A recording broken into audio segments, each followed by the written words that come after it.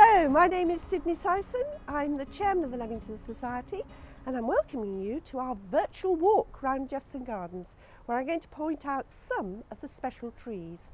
Jephson Gardens originally laid out in the early 1830s as a pleasure ground for the people who came to visit Leamington, and then it was improved by Dr. John Hitchman, who was a local medical practitioner who had a care for the poor and raised money to give work to the unemployed.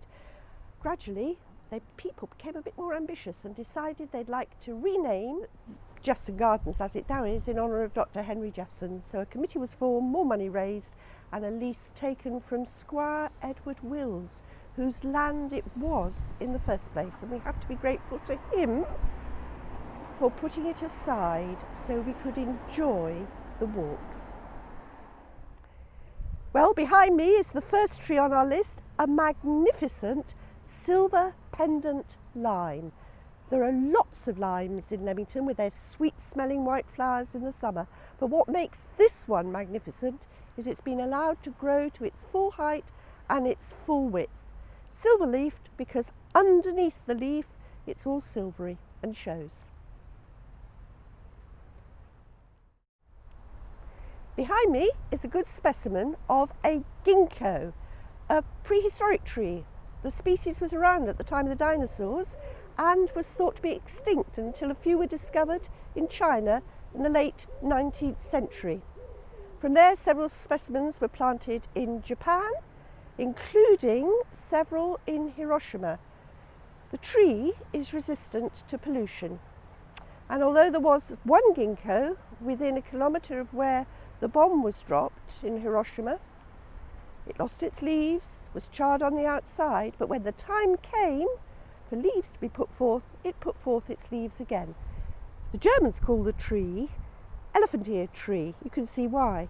And we sometimes call it a maidenhair tree, because maidenhair ferns have leaves like these. Can you see it has no central vein? This was the leaf structure of prehistoric leaves. All the veins lead up to the stalk. Most people don't realise that many oaks are actually evergreen, and this is a good example. This is a holm oak and you can see the acorns on it.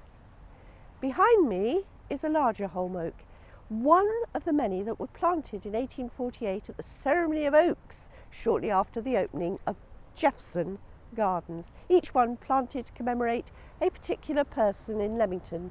Henry Jephson, Dr. Hitchman, etc. Also a few national figures like Wellington. Not all of those planted have survived. This is a replacement. There are actually two of the originals though along the main path. I'm standing in front of the wonderful Caucasian wingnut, not very common in this country, but easily recognised by the fruits which hang down like little wingnuts, and earlier in the year by the flowers which look the same.